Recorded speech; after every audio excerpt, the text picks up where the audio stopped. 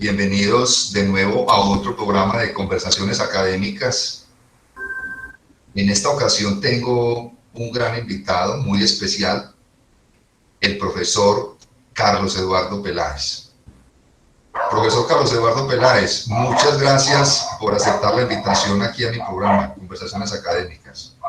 Hombre, James, a usted por tenerme en cuenta, uno que ya está dentro de los reglones de los olvidados, que alguien que pasó por las aulas donde uno actuó y ha actuado y seguirá actuando por unos días y todavía tengan pues recuerdo de uno, pues para uno es muy satisfactorio que todavía las palabras de uno puedan tener, digamos, como recuerdo.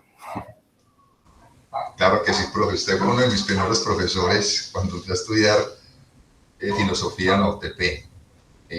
Voy a hacer una presentación corta de su hoja de vida porque siempre son muy largas. Voy a resumirla acá. El profesor Carlos Eduardo Peláez hizo su pregrado en filosofía en la Universidad de Antioquia y tiene un doctorado también en la Universidad Pontificia Bolivariana, un doctorado en filosofía. Voy a citar acá el tema: ¿qué es y cómo es el gran decir en pseudolongino? Es profesor de planta de la Universidad Tecnológica de Pereira y digamos que el profesor Carlos Eduardo Peláez ha sido el principal líder del proyecto de la maestría en filosofía de la UTP con énfasis en política y en argumentación. Docente muchísimos años. Voy a citar solamente también algunos reconocimientos que ha tenido el profesor Carlos Eduardo Peláez. Premio Relatemos Oficio de Palacio de Cultura de Antioquia en el año de 1991. Diplomado de Docencia Universitaria en la Escuela de Administración Pública en el 2000. Premio de Poesía Aguasca, Universidad de Nariño, 1979. Por citar, y Premio Internacional de Ensayo Manuel Cofiño, Instituto Cubano del Libro, Universidad del Valle, en 1992. Es decir, que el profesor Carlos Eduardo también se ha interesado mucho por la literatura y en especial por la poesía.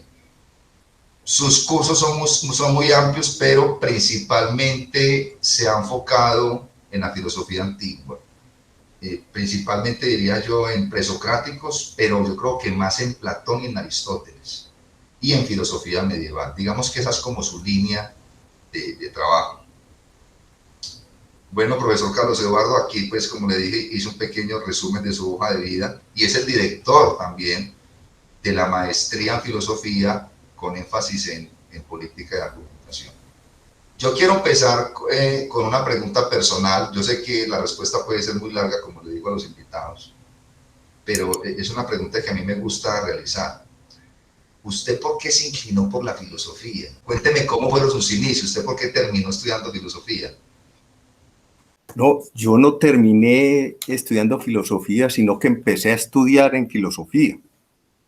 El asunto es, digamos, como en la época de mi niñez, los seminarios de vocaciones religiosas católicas cumplían un papel muy importante en las familias antioqueñas. Yo soy de Medellín, de una familia tradicionalmente antioqueña, y la familia de mi padre y alguna de mi madre, pero la totalidad de mi padre, siempre digamos, empezaron los estudios de filosofía en los seminarios, digamos, que impartían vocaciones religiosas católicas.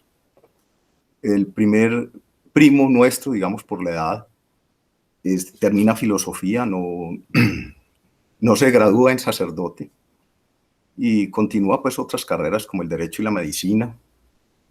Pero él fue, digamos, como una marca muy importante, creo yo, porque la palabra filosofía fue el primer estudio que yo oí en mi vida. Y en los labios de mi abuelo también decía que era el único saber. De modo que ya cuando ingresé yo a aprender a leer, yo ya tenía seguro que yo iba a estudiar filosofía. Era una cosa que podríamos decir irracional. Lo único que sabía repetir era que la filosofía era amigo del saber, pero yo no sabía ni que era amigo ni que era saber. Pero ahí me orienté y ciertas inclinaciones, pues digamos, por la vocación sacerdotal en mi primera infancia, pues me abonó, digamos, como esos estudios, y tuve el privilegio de estudiar en una institución donde lo que llaman ahora humanidades, pues que son ciencias sociales o ciencias del espíritu, eran realmente el pensum. Allí pues no había tanta obligación de uno saberse todas las capitales del mundo, cuánta extensión tenía el Pacífico, cosas tan inútiles que llenan a los pobres niños de esas dificultades que solo sirven luego para llenar crucigramas. No, nosotros tuvimos, digamos, como unos profesores con unas buenas dinamis, unas buenas como competencias o facultades de cierta persuasión hacia problemas más que todo de inclinación social, una sensibilización por lo más débil, por la liberación, por comprender, digamos, como espacios del inconsciente. En cuarto de bachillerato nos daban psicoanálisis de Freud. Nos leíamos a Spinoza, aunque no comprendiéramos absolutamente nada. Teníamos, digamos, un profesor que conocía bien el racionalismo e hizo una tesis sobre Nietzsche que fue sobresaliente en su época. De modo que todas esas circunstancias me afincaron. Yo nunca pensé otra profesión diferente de filosofía. No fui el estudiante más, digamos que, con la mayor oportunidad. A mí me tocaron la universidad muy politizada, en el sentido de la izquierda que se entronizaba, y el topoy era, digamos, como la revolución. Correspondió también, digamos, el desaparecimiento, digamos, de la izquierda como romanticismo, para convertirse ya pues en una izquierda diferente, una izquierda que respondía a los derechos de lo que llaman ahora minorías. Y empezaron pues los movimientos de la liberación de la mujer y los reconocimientos de los derechos de los homosexuales de ambos sexos, etcétera. Y ya empezó una vertiente política mucho, digamos, como mucho más profunda, a mi modo de ver, que esas peleitas de siempre lo mismo, era absolutamente lo mismo. Como los representantes, era el escenario propio de la política. Y siempre me interesó más que las aulas de clase, y lo debo confesar. Yo no fui, pues, fui un escaso estudiante que iba a la universidad a las asambleas. Me fascinaban ir a las asambleas, aunque siempre había la irrupción de algo violento, una bombita por ahí, o una de esas cosas que llaman ahora papas. Y entonces todo el mundo salía volado, pero yo tenía unos instructores muy importantes, como un gran amigo mío, que me decía: no recoja las piernas y que todo el mundo salga corriendo, porque ahí lo tumban a uno. Entonces aprendió uno ahí como ciertos gajes del oficio para poder estar como en las discusiones, pero ya después también me aburrieron y me retiré muchos años de la universidad, muchos años. Y me dediqué más bien a las filosofías orientales. Y las filosofías orientales me llevaron al estudio de Aristóteles, por el problema del medio, el camino del medio. Me pareció como muy interesante o muy importante poder, digamos, estratificar mi pensamiento a partir como de la medianía. Yo siempre me di cuenta que yo no era ningún genio y que el talento que podría tener no tenía la inclinación que la sociedad me lo permitía. O sea que busqué cosas sin oportunidades y bueno, todos esos asuntos de la vida siempre fueron acompañados por un sentido de la filosofía. Claro, todos tenemos una historia de vida, cada cual porque terminó estudiando lo que hace, que es lo que estudia. Este pues nos lo acaba de resumir muy bien en este momento. Yo voy a empezar ya en este momento con una pregunta que, bueno, por lo menos en estos momentos se habla mucho de esto, pero que debería estar todo el tiempo en la sociedad, todo el tiempo, independientemente de los tiempos de crisis en los que estemos, que es la filosofía, la argumentación y la política. Usted es el líder, usted fue el líder de ese proyecto y usted es el director de la maestría en filosofía con énfasis en argumentación y en política. Cuéntenos, profesor Carlos, ¿por qué es importante la argumentación y por qué es importante la política? Bueno, uno podría apuntar, ¿por qué es importante la argumentación en política? Esa sería la Bueno, pregunta. sí, digamos, la importancia de la política pues es de suyo, ¿cierto? Ella es una arquitectónica, como lo dijo muy verdaderamente Aristóteles. Ahí no hay manera de falsearlo, ¿cierto? La arquitectónica del libro primero de la Ética Nicómaco y que es desarrollo en el libro posterior y el último que trabaja Aristóteles, que son los textos sobre la política. Compete en sus últimos 10 años de trabajo. Ahí pues se señala pues digamos que el perfil de la política es algo de naturaleza. Posiblemente ya el término naturaleza pues no tenga mucha incidencia en la construcción de la política moderna y posmoderna, porque se habla de una comunicación instrumentalizada.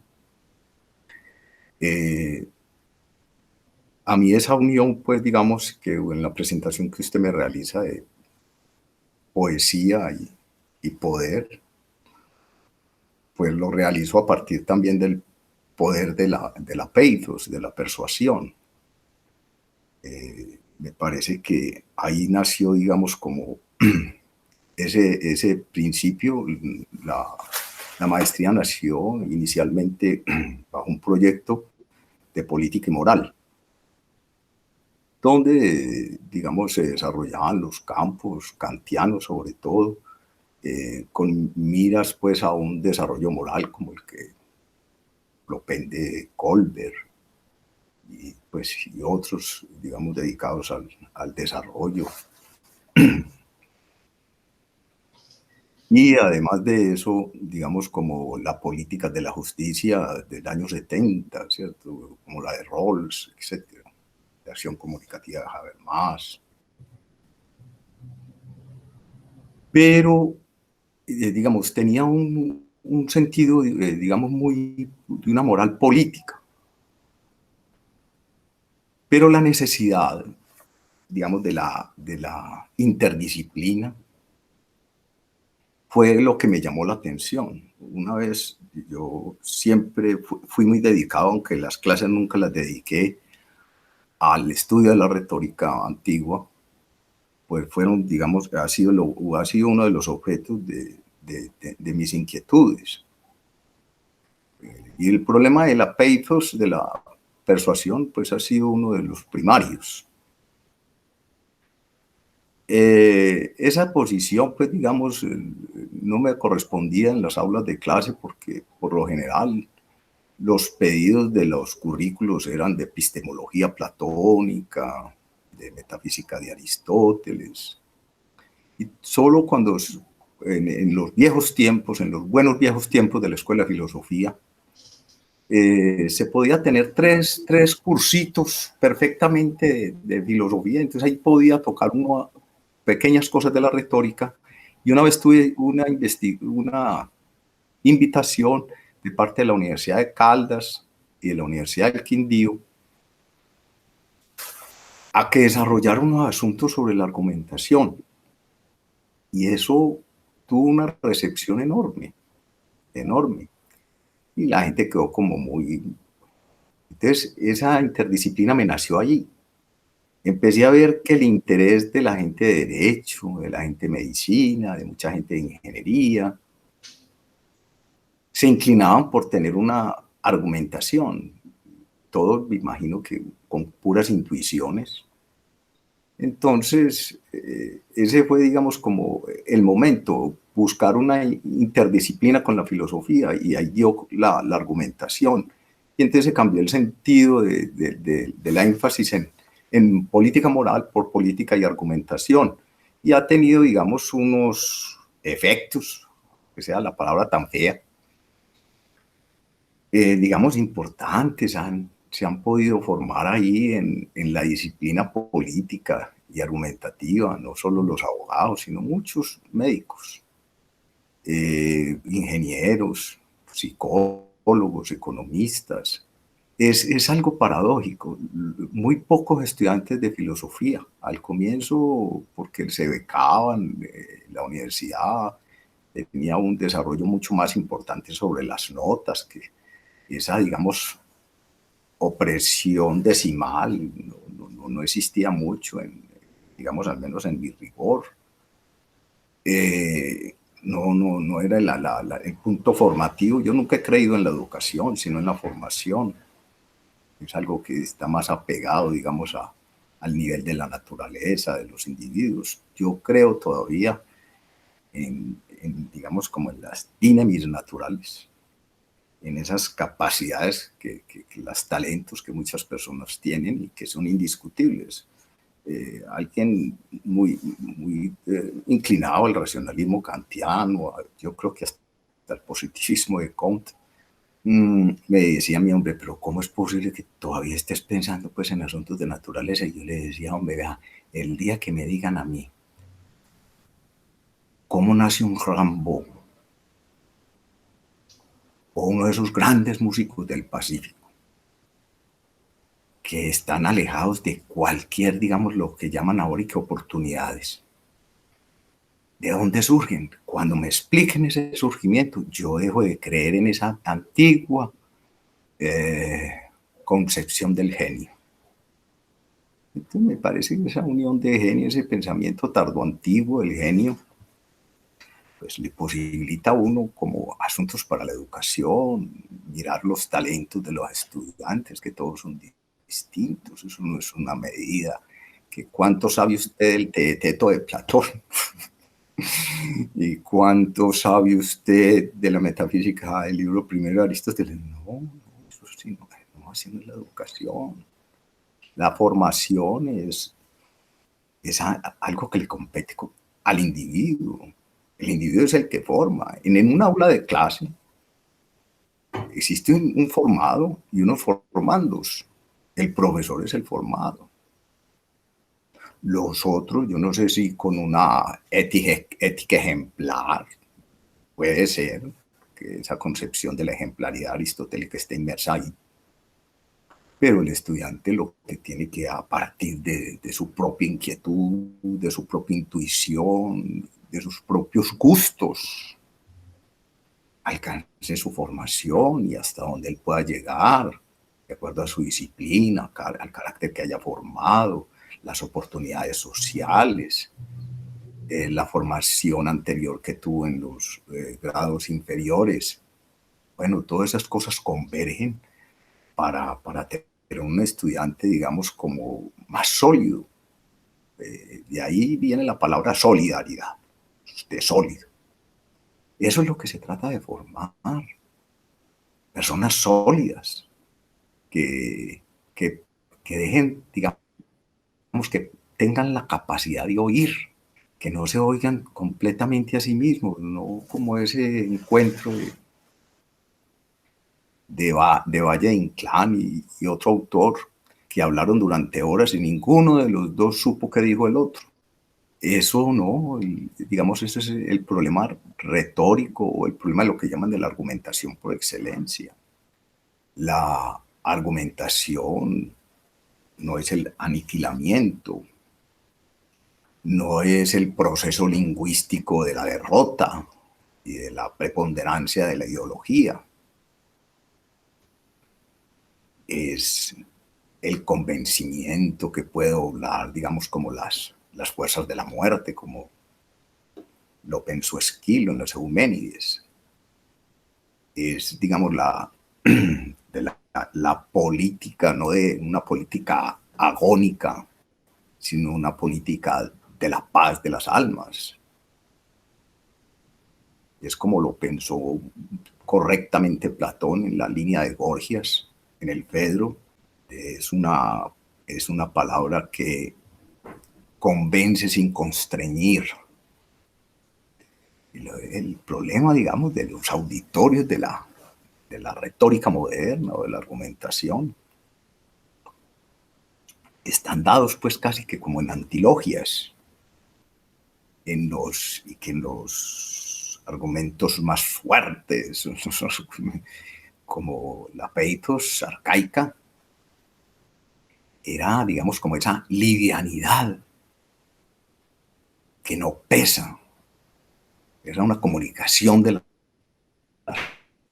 almas y digamos, ahí hay un problema enorme, lectura, digamos, del Esquilo, de Esquilo en el Oreste, en la Orestiada. Ahí aparece la real política. No es una política de la constricción, no. Es donde la caducidad de la muerte es como un aplazamiento por la palabra dulce, como la de Néstor en la Ilíada, donde no se constriñe Aquiles, sino que se le convence con las palabras dulces. Y él está arrojado a la ira, recordemos, y según Platón, es allí en esa pasión donde se desarrolla la política. Un elemento esencial de la argumentación, o unos elementos esenciales de la argumentación son, uno, el manejo de la lógica, el estudio de las falacias, el análisis de las preguntas y la capacidad de dar una respuesta coherente al interlocutor. Esa sería pues como hay varias. Y lo otro que acabo de explicar es el escuchar. Es decir, hay veces ni nos escuchamos. Y le voy a decir algo muy crítico en la academia, profesor Peláez. Hay veces ni nos leemos entre nosotros los profesores. Hay veces ni nos leemos ni los escuchamos. No sé si usted quisiera complementar algo de esto que acabé de decir, que hasta estamos aquí conversando. Bueno, ahí hablando de la logización, pues, de la retórica, pues, es cuando la divide, pues, en los tres modelos de la retórica, donde está, pues, una retórica epidíptica, una retórica judicial y una retórica deliberativa. Esa logización o formalización de la retórica es uno de los puntos que, digamos, salva Platón. Ahora cuando toquemos algún aspecto de la política, podemos ver, y porque me gustaría centrarme en Platón bajo el concepto de Charles Taylor de vinculación.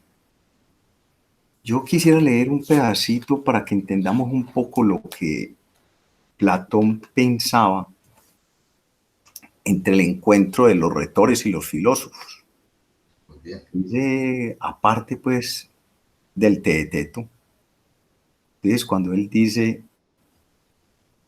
los filósofos disfrutan siempre del tiempo libre al que tú hacías referencia y sus discursos los componen en paz y en tiempo de ocio. Les pasa lo mismo que a nosotros, que de discurso en discurso ya vamos por el tercero. Si les satisface más el siguiente, el que tienen delante, como a nosotros, proceden de la misma manera. Y no les preocupa nada la extensión o la brevedad de sus razonamientos, sino solamente alcanzar la verdad.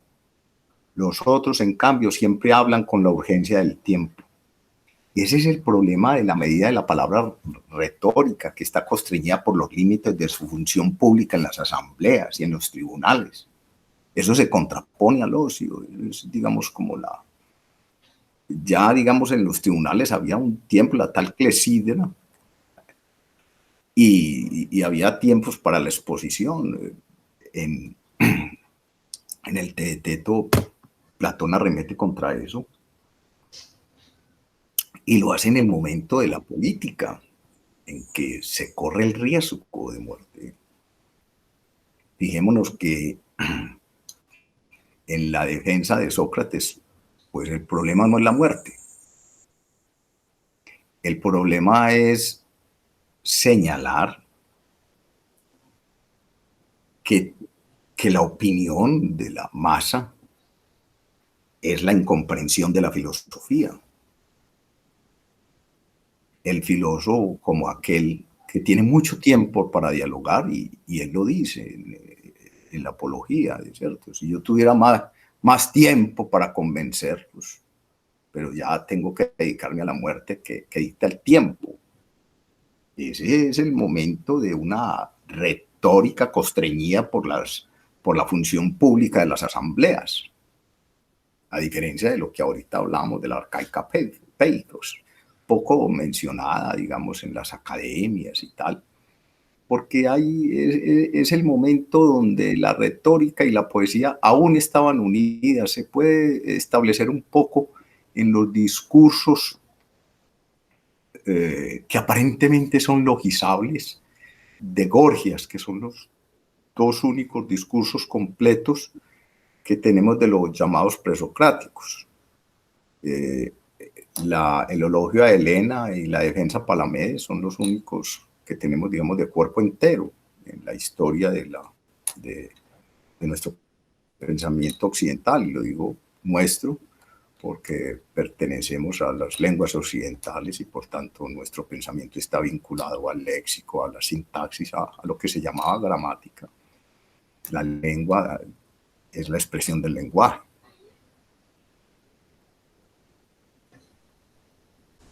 Profe Carlos, ahora que usted comenta Platón, voy a hacer un comentario sobre Platón.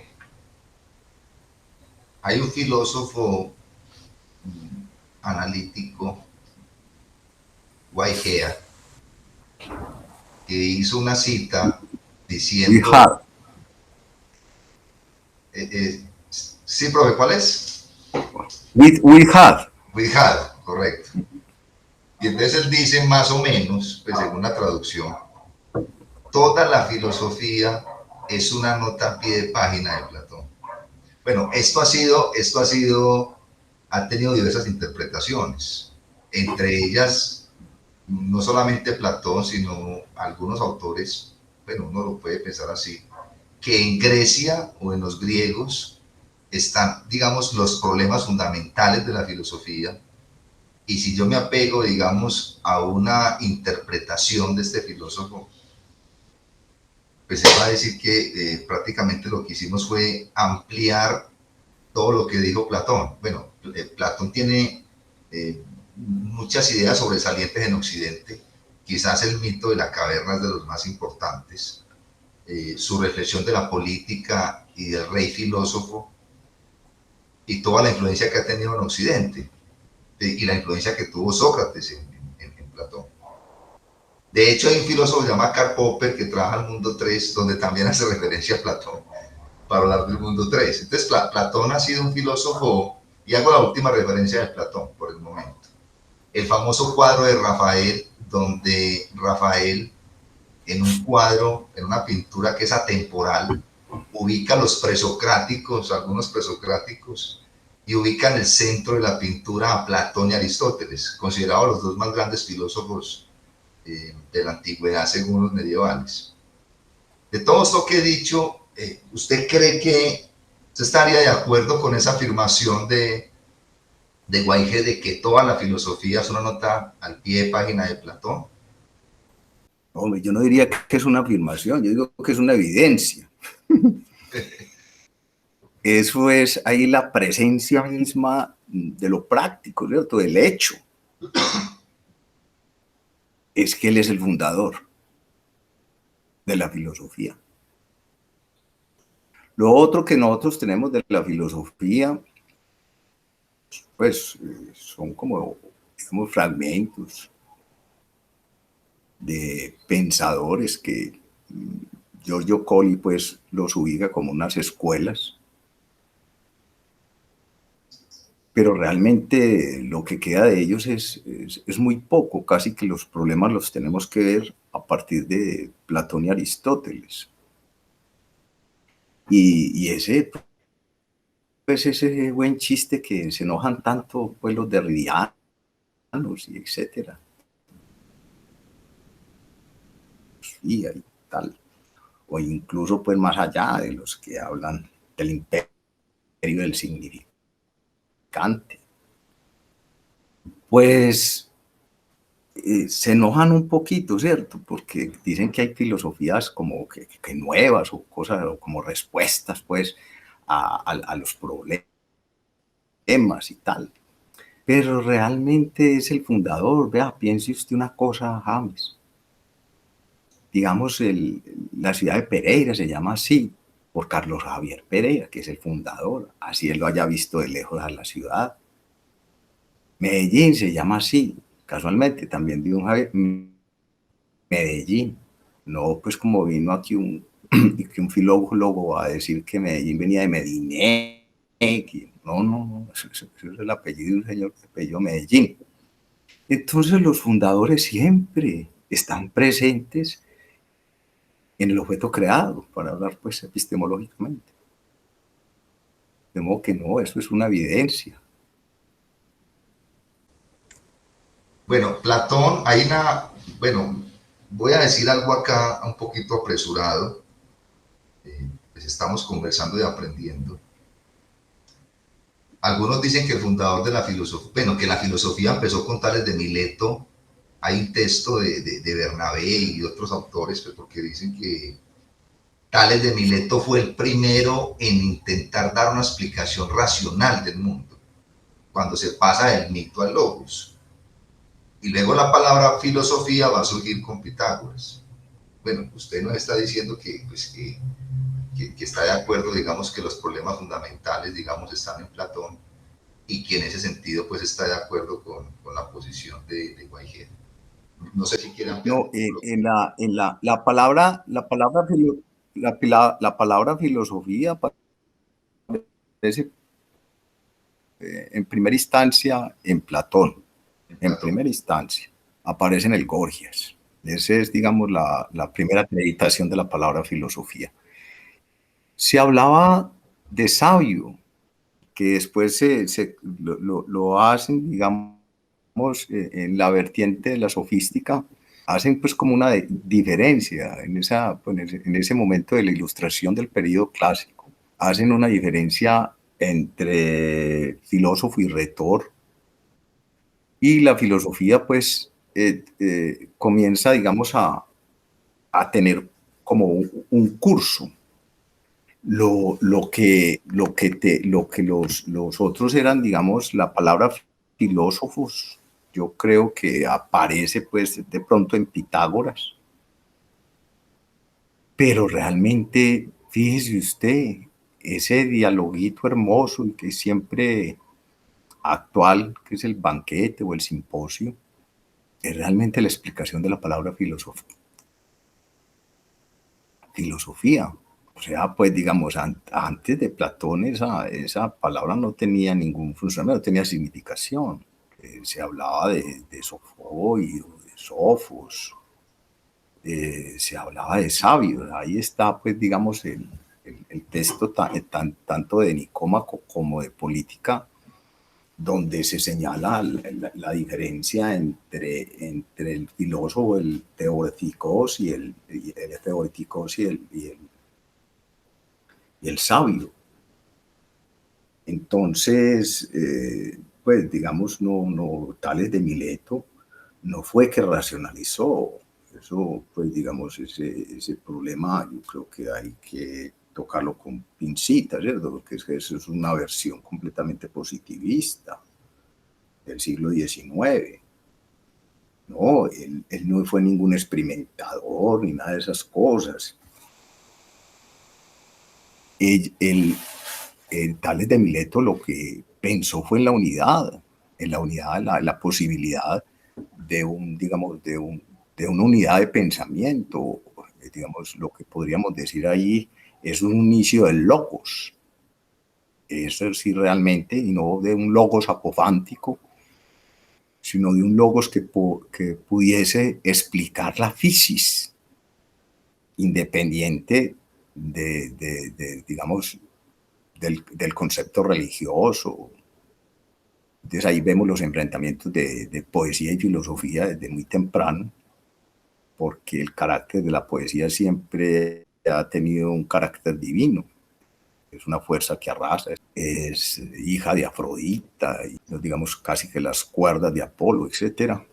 Y lo que se llama filosofía presocrática o preplatónica o prearistotélica, realmente que intentan explicar la fisis. O sea, incluso no se llamaba filosofía, se llamaba fisiología. Cuando hablamos de eso se habla de fisiólogos, no de filósofos. Bueno, profe Carlos, usted también ha sido un estudioso de la ética en Aristóteles. Bueno, Aristóteles es un pensador muy grande, pues Platón supuestamente lo apodó la inteligencia. Pero hay un tema que quiero tratar con usted, que es el tema de la amistad. Hoy en día, pues estamos en el 2021, uno por ejemplo mira las redes sociales y entonces en la red social aparece, usted tiene 5.000 amigos. Y yo digo, pero uno cómo va a tener 5.000 amigos en la red social. O en otra red 1.000.000 de amigos, o la canción de Roberto Carlos que uno tiene 1.000.000, que quisiera tener 1.000.000 de amigos. Entonces Aristóteles hace un análisis de la justicia y de alguna manera concluye pues que uno no puede tener muchos amigos. Los amigos son como unos dones que muy pocos tienen. Y hoy en día que se habla tanto de amistades, de amistades superfluas, sin embargo, la sociedad tiene que tener una cierta cohesión social, así no seamos amigos todos. Entonces, ¿qué reflexión nos podría dar acerca de la amistad en Aristóteles? Bueno, vea, digamos, usted ubica pues la cantidad. La cantidad tendría una solución teórica, digamos, en la teoría moral de Aristóteles o la teoría ética, en la amistad civil. La amistad civil se extiende, pues, digamos, a muchos rangos. Pues, digamos, aquellas personas que nos acompañan en las labores, o sea, en el trabajo que llaman, pues son personas, ahí hay una amistad civil. Los hinchas, por ejemplo, de un determinado equipo tienen una amistad civil. La amistad civil se divide en los múltiples bienes que los individuos quieren alcanzar y que se lo proponen como un fin común. Entonces, para los hinchas, pues es el triunfo de su divisa. Las instituciones, pues, se manejan, digamos, como con cierta cooperación y coordinación entre los individuos para hacer, digamos, un ejercicio o una función más adecuada de la institución. Y así, digamos, las fundaciones, las ligas. Entonces puede haber, digamos, ligas de la Internet donde se podría llamar amistad, ¿cierto? El sentido de la amistad en Aristóteles, esa sería la amistad civil. Y es posible llamarla amistad civil. Una amistad que, digamos, es que el problema que ahora lo señaló pues muy perfectamente el filósofo sobre la meritocracia, la tiranía de la meritocracia, Michael Sandel, en su famoso libro La tiranía del mérito, y hace un señalamiento muy importante, que es que las redes han servido no, digamos, para crear una información adecuada sobre los hechos, sino para montar antagonismos, para realizar frentes ideológicos. Entonces, realmente las medias, que son cosas muy nobles, la tecnología, digamos, de la comunicación ha posibilitado cosas enormes para la amabilidad de la vida, pero se han convertido también en asuntos de poderes. Por eso el asunto de Platón sobre el filósofo y el poder. Y en el poder está también la palabra persuasiva. Entonces, digamos, es un problema ya de escoger de amigos y enemigos. Entonces nos estamos volviendo, digamos, como esa definición de justicia de Simón y de deseo, ¿cierto? Y amigos de los amigos y enemigos de los enemigos. Esas definiciones las estamos asumiendo en esas medias donde realmente lo que ahora llaman las polarizaciones ideológicas, y realmente no hay asuntos de información, de una construcción, sino de un pánico. Entonces se han convertido en, digamos, como en ecos de los poderes nefastos de la política. Y la mayoría de las personas pues entran a tomar partido, bien sea por sus sentimientos morales, por sus emociones, toman partido, ¿cierto? Y esa es una de las, digamos, la amistad, ese es como el centro de su pregunta, pues nace, digamos, con la filantropía.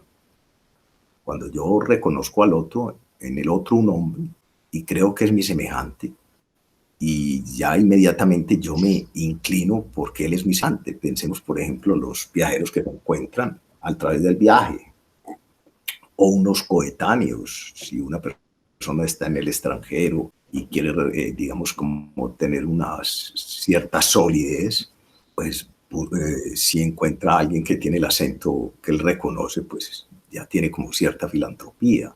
Ese es como el inicio, según Aristóteles, de la amistad.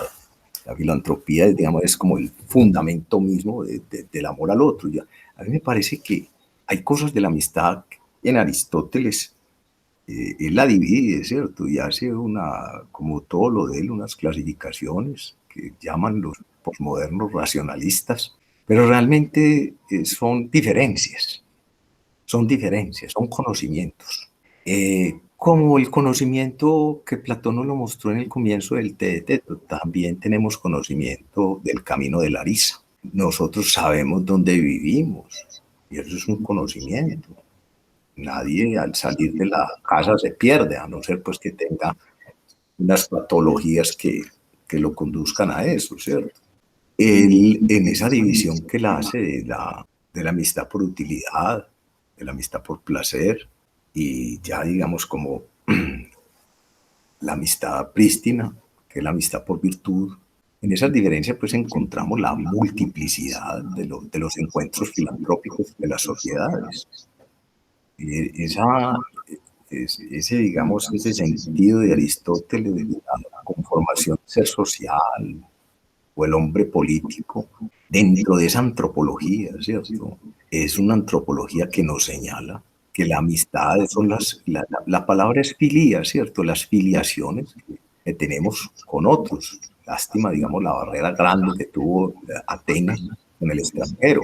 No así, digamos, el pensamiento hebraico. El extranjero tenía otra dimensión, aunque la xenofobia, pues, no era propiamente un asunto griego, pero sí miraban el extranjero como alguien que pasaba, alguien que no podía quedarse porque no era de ellos. Ya digamos, esa comprensión de la xenofilia o xenofobia, etcétera, pues no, ellos veían en el huésped. Lo que ocurre, el huésped tenía una temporalidad y ellos veían, digamos, como el extranjero, como un poco el bárbaro. Era un amor muy, muy importante por la lengua. En eso hay que tener eso como muy presente. El gran amor que tuvieron los griegos por su lengua los conllevó a mirar a los otros como bárbaros, o sea, aquellos que hablan de forma como inconexa. Ese, digamos, es el fundamento de las sociedades según Aristóteles, la filiación y también la explicación de la política. No, yo creo que con lo que nos acabo de decir de la filantropía, se puede resolver en gran parte un problema en las sociedades actuales, que es el tema de la democracia. A pesar de que no nos vamos a poder conocer todos, usted lo explicó muy bien con los hinchas, por ejemplo, de un equipo de fútbol, o incluso yo podría aumentar el ejemplo con las personas que pertenecen a una determinada religión. Hay filiación, como usted lo decía ahorita. Exactamente. Sí, exactamente. Pues siguen un mismo fin y al perseguir el mismo fin, pues están filiados, ¿cierto? Se tienen amor. Ese es el sentido del amor como filia, en Aristóteles al menos, ¿cierto? Puede haber otras implicaciones de otros poetas o de otros filósofos. Pero en Aristóteles la palabra sabiduría conlleva eso. Bueno, yo he hecho dos preguntas personales, que fue la primera pregunta: ¿cómo inició usted en la academia? Y hay una pregunta que intento también, cuando el tiempo se da, hacérsela a los invitados. Una pregunta personal. ¿Usted cree que la vida tiene un sentido, profesor Peláez? Vea, hombre, no tiene un sentido, tiene muchos sentidos.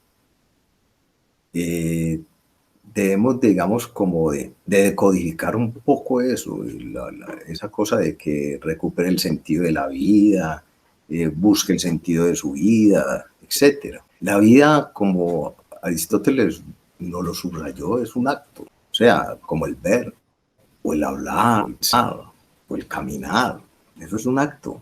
Entonces, digamos, lo del sentido pertenece, digamos, como si ella tuviera pues como una finalidad, ¿cierto? Y que pongamos que sea una finalidad para colocarle el sentido. El sentido viene propiamente pues como del lenguaje, ¿cierto?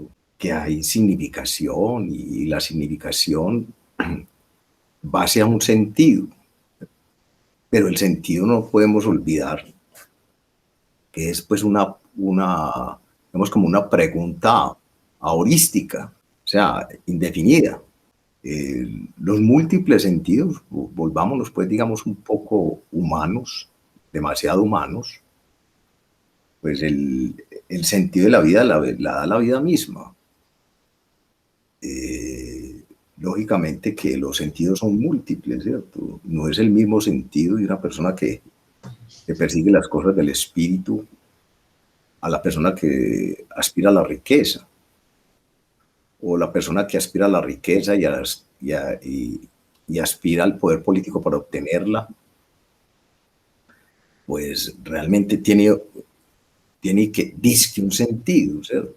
Para el otro sería un sinsentido, pero digamos el que le interesen las cosas, digamos, verdaderamente reales, o sea, para hablar de realidad, pues como hablan los griegos, pues no, lo vemos como un sinsentido. Yo lo que quiero señalar es, digamos, el problema de la significación de la palabra sentido, que viene de sen, ¿cierto? De sentir, etcétera. De sin, de sentir, el ver también tiene sentido, los oídos tienen un sentido, y ahí que nosotros podamos oír melodías de diferentes tenores, porque le hallamos el sentido, ¿cierto? Hacia dónde va su significado. Entonces realmente es una pregunta pues, que es difícil, es demasiado complicada, porque es que los múltiples sentidos, digamos, hacen que se diluya una significación, o que nosotros podamos tener un significado de la vida. La vida, yo pues creo, y ya con esa me muero, de que es un acto y que incluso contiene placer. Es un acto que, digamos, como le coloca su más grande, digamos, ahí como sentido, el placer, ¿cierto? A diferencia del dolor. El dolor digamos, es un obstáculo para el fluir de la vida. Entonces tampoco podemos hablar de que el dolor es un sinsentido. Pensemos, digamos, en muchas personas que a partir del dolor han desarrollado su vida, porque lo han padecido toda la vida, o porque las catástrofes, pues, digamos, morales y políticas lo conllevan a arrastrar siempre el dolor, como por ejemplo el desplazamiento continuo de las mismas personas, la persecución. Entonces, digamos, ese desarrollo, fíjense que ahí hay unos múltiples sentidos. El sentido de los que los persiguen y el sentido de los perseguidos. Pues que haya una universalidad del sentido, ¿no? La vida se presenta como un acto y entonces puede tener, digamos, el dolor y el placer enfrente, ¿cierto? Entonces, digamos, el sentido no lo tiene solamente el placer, el dolor también tiene un sentido, porque si no estamos excluyendo a aquellos que han sido perseguidos, aquellos que han sido aplazados, aquellos que son inoportunos, en el verdadero sentido de la palabra, ¿no? Que no tienen oportunidad, aquellos que se someten a la fuerza, al sentido, digamos, de muchas creencias. Es que esa significación de sentido está pegado a la creencia. No es que tenga una ontología o tenga una metafísica, no. Es, digamos, a partir de la vida misma, ella va haciendo su sentido a partir de la formulación misma de la vida, ¿cierto? Por el momento social, por el momento político, por el momento moral, lo que se llama cultura. La cultura, digamos, hay las personas que son perseguidas, pues piense usted, por ejemplo, en esa persecución de los nazis a comunidades menores.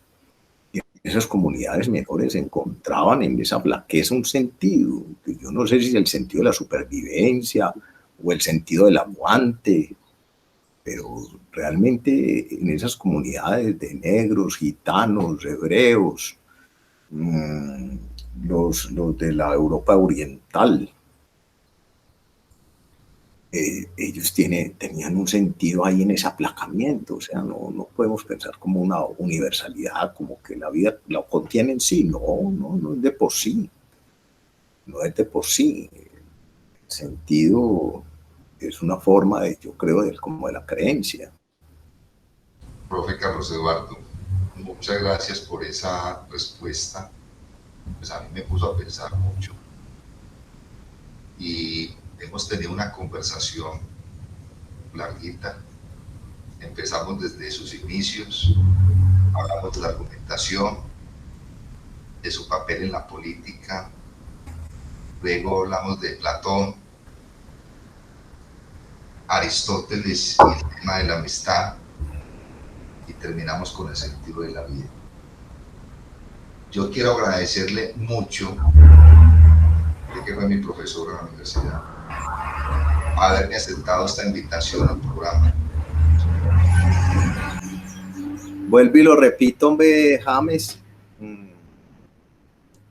Algunos estudiantes, pues, digamos, los ve uno que lo empiezan a reemplazar a uno en espacios y que no, digamos, no entre en el olvido. Es una parte de la solidaridad, en el sentido de que hay una línea moral que se llama el agradecimiento, y eso lo realizamos desde diferentes puntos, ¿cierto? Cuando nos acordamos de alguien que incluso ya falleció, pero tuvo, digamos, lo que podríamos decir, una vista sobre uno, y ese es un sentido también de la virtud, ¿cierto? Y la virtud incluso puede aparecer incluso después del otro muerto, ¿cierto? Rescatar la virtud que el otro poseía o accionaba mejor, y eso posibilita pues un crecimiento, digamos, hablando en términos de virtudes. Eso, ¿cierto? Que el recuerdo también es una manera de la esperanza, ¿no? Porque es algo del deseo, es el deseo de no perder, el deseo de regresar. Hay una firmeza, hay un problema, digamos, filosófico del tiempo ahí, pero realmente el recuerdo es una manera de conocimiento, y ese gran conocimiento que es el conocimiento de nosotros mismos. La pregunta por nosotros mismos es una pregunta que también tiene que estar establecida en lo que nosotros llamamos recordar. De modo que, vuelvo y lo repito como al comienzo, vamos al ciclos, a ese círculo, digamos, al ciclo, Le agradezco mucho que me haya tenido en cuenta y usted sabe que yo pues soy, digamos, una persona que me gusta el servicio, en palabras. Si yo puedo colaborar en algo, pues nunca me niego, porque me parece que todas las actividades que propendan, digamos, por establecer lazos de amistad, lazos digamos, de aplacar la violencia, de mostrar una palabra que pueda llegar, digamos, diferente a la coacción, a la coerción, a esa palabra ideologizada, a esa palabra rotunda que tiene más, digamos, como dicen en la Biblia, caminos de muerte. Yo lo que está al contrario de los caminos de muerte, pues siempre estaré presente, aunque no soy un hombre pues que actúa en todo momento y en los cuerpos colegiados, etcétera. Me parece que desde el umbravit que llamaban los latinos se puede crear la luz. Pues muchas gracias entonces por esas últimas palabras hacia mí y hacia el programa. Yo estoy también muy agradecido con usted por sus enseñanzas. Bueno, entonces que esté muy bien y como dicen pues en el topoy popular, suerte es que les digo.